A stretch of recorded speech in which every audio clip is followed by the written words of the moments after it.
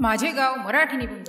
माणसाच्या आयुष्यात गावाला खूप महत्त्वाचं स्थान असतं। आपलं गाव म्हणजे आपल्या आयुष्याचं पाळणं असतं, गावाचं ठिकाण सुखाचं निदान असं म्हटलं जातं। आणि खरंच माझं गाव म्हणजे सुख, शांती आणि निसर्गाचं सौंदर्य याचा अनोखा मिलाप आहे। माझं गाव पानसर हे खेडं असून ते डोंगराच्या कुशीत वसलेलं आहे। गावात शिरताना डावीकडे एक छोटीशी नदी वाहते। ती नदी जणू काही गावाचं मंगळसूत्र आहे। नदी नाल्याशिवाय गाव ओसाड असं म्हटलं जातं आणि हे खरं आहे, कारण आमच्या गावाला ही नदी समृद्ध करते।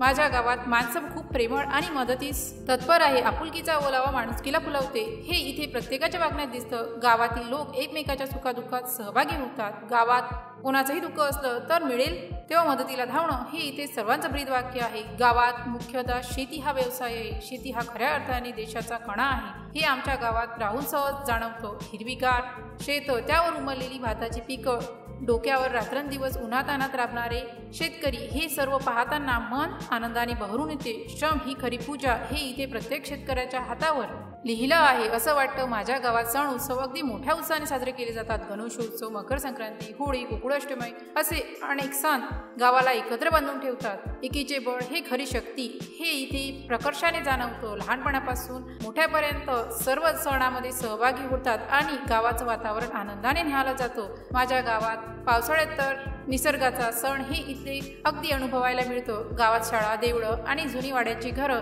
आहेत। जुने सोनेच असते ही म्हण इथल्या प्रत्येक इमारतीला लागू पडते। शाळेच्या पटांगणात आम्ही खेळतो, धावत होतो, मस्ती करत होतो, हे दिवस कधीच विसरता येणार नाही। माझं गाव मला शाळेसारखं शिकवतं, आईसारखं सांभाळतं आणि मित्रासारखं हसवतं। आपलं गाव, आपलं घर हाच माझ्या जीवनातील आधार आहे। भविष्यात मी कुठेही गेलो तरी माझं गाव, तिथल्या आठवणी आणि इथली माणसं माझ्या हृदयात कायमचे घर करून राहतील। जगात सगळीकडे जाऊन आलो तरी आपल्या गावासारखी जागा नाही, हे वाक्य माझ्या मनात खोलपर्यंत कोरलं गेलं आहे। माझं गाव म्हणजे माझ्या आयुष्याचा आत्मा आहे। जर या पोस्टशी संबंधित काही गोंधळ असेल किंवा आपल्याला अशा कोणत्याही विषयाची माहिती हवी असेल तर कृपया खालील दिलेल्या कमेंट बॉक्सद्वारे आपले प्रश्न आम्हाला विचारू शकता। या पोस्टशी संबंधित आणखीन काही प्रश्न असतील आपण आम्हाला ते देखील सांगू शकता की आम्ही त्या समस्या नक्कीच सोडवू।